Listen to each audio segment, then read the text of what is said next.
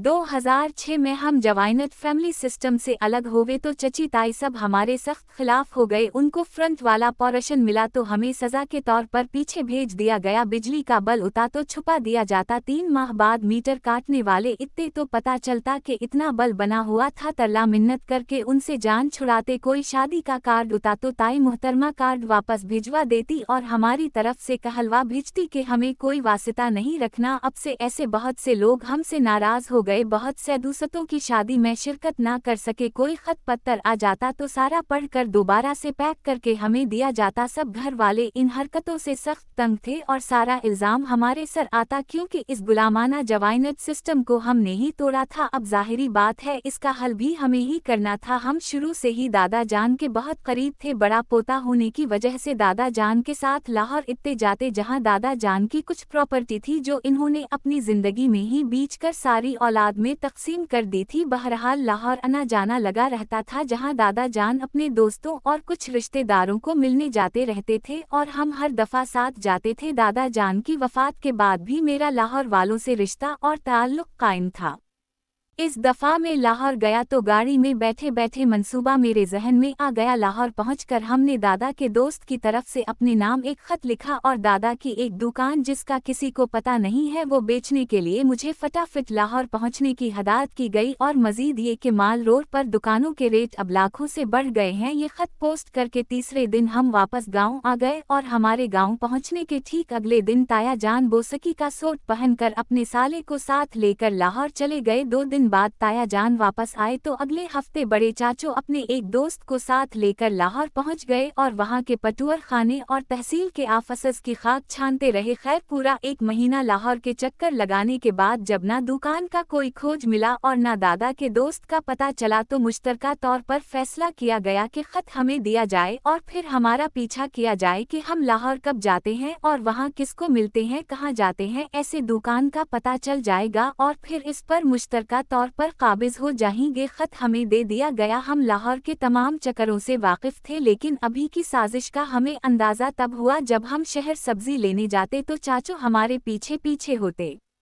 Pump से diesel लेने जाते तो ताया पीछे पीछे होते। शहर भाई की फीस देने जाते तो ताया का साला हमारा पीछा कर रहा होता। जब हमें अपनी रीकी का अंदाज़ा हुआ तो हम बिलावजह ही कलफ लगे कपड़े पहनकर शहर के चक्कर लगाने लगे। यकीन करें चचा ताया और ताया जी के साला साहबरा के एजेंट बने हुए थे। हम पक्की सड़क पर रेहड़ी वाले से शरबत पी रहे होते और वो घंटा घंटा दूर खड़े अंदाजे लगाते रहते कि अब पता नहीं कहीं लाहौर की बस ना पकड़ ले। 10 दिन बाद जब ताई की बहन के बेटे की शादी थी तो आखिर हमें तरसा गया। अपने कजिन को बताया कि कल मेरे भाई को साथ स्कूल ले जाना, मैं सुबह सहरी टाइम लाहौर के लिए निकल रहा हूँ। इसने कहा हमने तो कल शादी पर जाना है तो अब भाई को कहीं छुट्टी कर ले। बहरहाल किस्सा मुख्तसर, जब मैं फजर टाइम पक्की सड़क पर पहुंचा तो ताया जान और चचा जान गर्मी में चादर की बकल मारकर अपने मुंह छुपा कर खड़े थे। 5 बजे बस आई तो हम अलग अलग बस में सवार हो गए। 8:30 बजे बस लाहौर यादगार पहुंची तो मैं बस की अगली खिड़की से नीचे उतरा। मुझे देखकर चचा और ताया भी उतर आए। बस चलने लगी तो मैं बस के पिछले दरवाजे से फिर बस में बैठ गया।